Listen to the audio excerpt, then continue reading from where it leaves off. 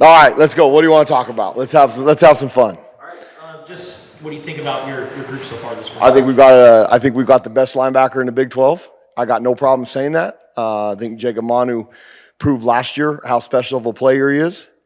And trying to find the next piece of that, I think we've had three guys that have stepped up and done some good things, and three more that are helping us. I think Tay Brown has had an exceptional spring, and I think Kamu's had an exceptional spring.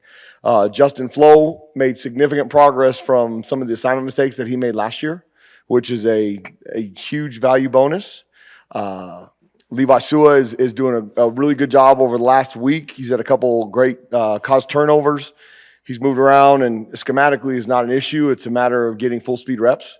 And then the rest of our room, Tyler Mustaine, Brandon Craddock, and Dominic Hanger. Dominic Hanger tore his ACL early on a non-contact injury. Those guys, I expect to see them participating on special teams and helping our football team be better in that aspect. So I think the development over the 14 practices has been great. Championship teams that I've been around don't hit walls during spring practice. And I think this team has done a phenomenal job of, one, being together with all the distractions that are out there with the transfer portal and academics, a late spring ball, and new coaching staff.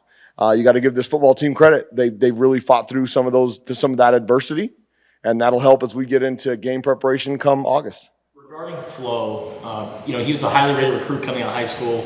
How can he get back to being that guy, and what were some of the assignment mistakes that he made? Limit focus is the term that we've come together, him, myself, and him. Flowe he's on and this is probably going to go against HIPAA, but I don't care, whatever the student action thing is. He's on the verge of getting straight A's this semester, which is outstanding. Excited about that. If we can limit what he has to focus on and down in and down out, he knows exactly what we're doing, and we don't too much.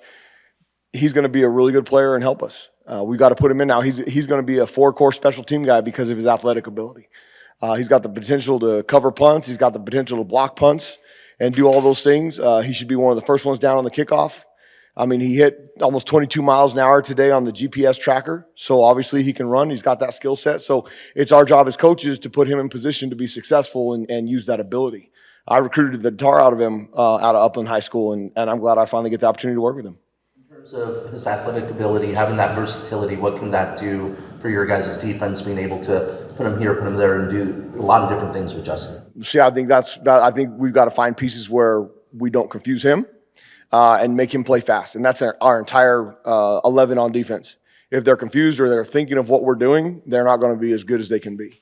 And so giving him the ability to play fast and do things full speed, that's going to be the opportunity that I have to be here with Coach Aquina. We're having a blast together. I've respected him for my 25 years of doing this and all the things he's put out, and finally getting the opportunity to collaborate together.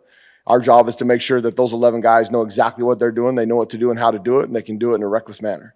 And so he's a big piece of that. How is Flowe as a blitzer pass rusher, and how much is blitzing going to be a part of the linebackers this year? You trying to give me a scouting report for everybody? We want me to give up all the good stuff? Of course we're going to blitz. If you know my personality, we're going to blitz. And if Coach Aquina tells me no, then I'm going to fight him on it. And Coach Aquina's not that way. So, yeah, we're going to try and get after people. Flo's skill set athletically, Jacob Manu's skill set athletically, those guys are slippery inside. Now it becomes, how can we make them technicians? How can we take the advantage? The idea of being successful at football is, where can you find 6 inches to give you an advantage? Is it eye placement? Is it footwork? Is it foot pattern? What can we do as coaches? Because coaches don't win games, players win games. It's our job to give them every tool that they can. And right now with Flowe, it's when we're blitzing, it's what move are you doing? Don't do it when it happens. You got to be able to react and counter whatever they give you, but you got to have something in mind. And then if they counter your move, you got to have something. And giving them the eye placement and that 6 inches, where can we do that, and what development during the individual periods to give them a chance to be successful? Do you anticipate adding anyone to your room this offseason? I don't know if I can mention it. He was on campus a couple weeks ago. I have a history with him. We're going to add one more from the transfer portal. Depending on what happens over the next couple days, I don't anticipate anything in our room happening, but things happen every single day that people have no idea is going on in the background. So if we were to lose somebody, then absolutely we would add a piece. But I think our room's pretty solid. We're going to add one more. We got a couple of freshmen coming in and Stacey Bay and Jamari Mann in the fall. I think those young pieces now. You never want to count on a true freshman to play because for every true freshman you play, you usually lose a football game. And I think we're at a point in this program, and give the previous staff credit because they did a really good job recruiting with what's on our campus. We're not counting on those pieces coming in. If they work out on special teams or they give us reps here and there, it's an added bonus. So I like what we're adding to our room, but I'm gonna speak it loudly. We've got the best linebacker in the Big 12, and I say it without hesitation. After working with Jacob Manu this spring, what stands out about his football IQ? It's unbelievable. His leadership among our football team. I mean, those guys, and I know Coach Brennan said it numerous times. I mean, the coaches that came in, we had nothing to do with those guys sticking together. The spring practice and the off-season workouts was kind of a audition for the coaches on these guys. I mean, that basketball the night against UCLA, that's one of the best things I've ever seen in my 25 years of coaching. That was 3 months ago. That could be a thing of the past if the coaches don't do their jobs. I think we've got a pretty good idea of what's going to happen, but there could be surprises. You never know in this game now with the transfer portal, and now that you can transfer and be immediately eligible anytime you want. But I think the relationship that I built with Manu, it's got to be about trust. They've got to know that, one, this is almost becoming, in the NFL, as a coach in the NFL, now I've never been there. This is my experience from Marvin Lewis and those guys and Herm. If you provide those guys a service and you can keep them in that league, they're going to listen to everything you say because they're doing everything they can to survive the 53-man roster so that they can continue with their money. That's what this is turning into, sadly. And so building trust amongst these players, and if they feel you have value, then you've got a chance. I think my reputation speaks for I can give value. Now it's a matter of he has to see, is it real, is it not? And we spent a lot of time in the meeting room. We spent a lot of time in practice. Jacob Manu's got as high IQ as a football player as I've been around, which was a lot of fun.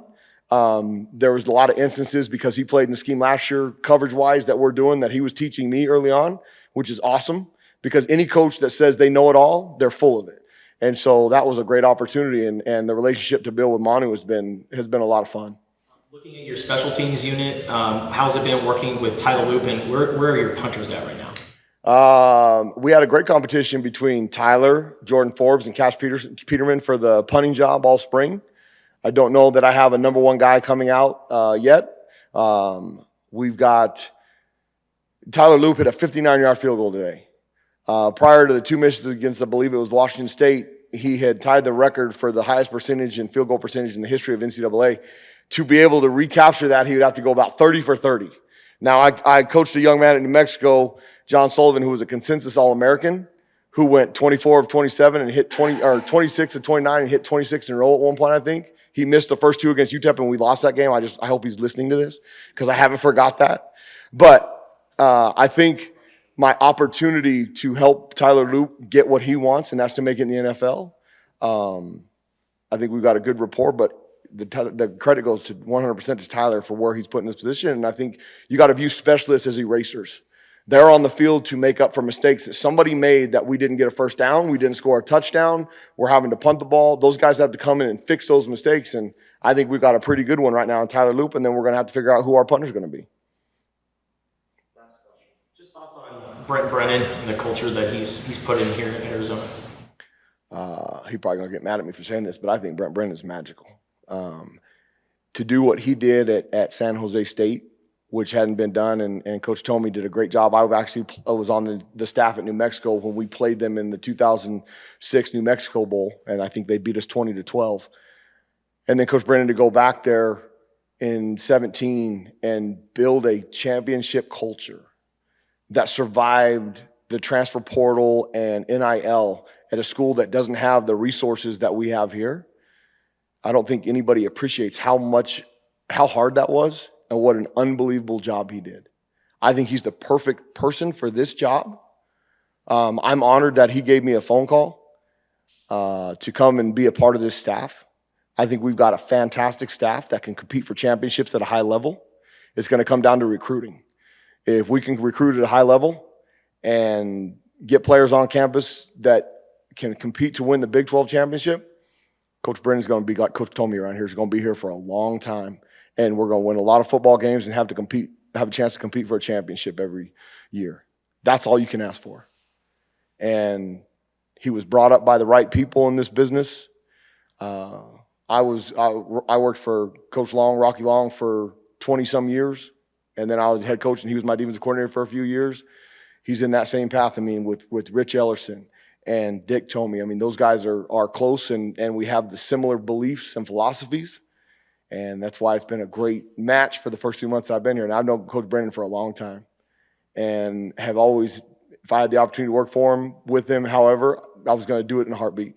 And when that phone rang, I usually give my wife all the credit and tell her that I'm going to ask. I said yes, and she was in the car. Okay, I was at Home Depot when he called, doing some honeydews and stuff, and now I love Home Depot, and Lowe's and all those places. But I took that job and told her, and she was excited as to be in Tucson, Arizona. And the irony of the places I've been, we're going to have a whole bunch of fun, because I believe no matter what it is, wherever you're at, you've got to be all in. And I know a whole bunch about this school already, because I know people know I knew about the school up north. The advantage right now is 50-45-1 Arizona. And I don't even, that includes whatever happened a couple of years ago, and I wasn't a part of that. But what I can say is I'm excited to be on this side of it. I'm undefeated in the Territorial Cup, and we'll see what happens in November. All right, that's our time. Awesome. Thanks, guys. See, I told you I tried, Jeff.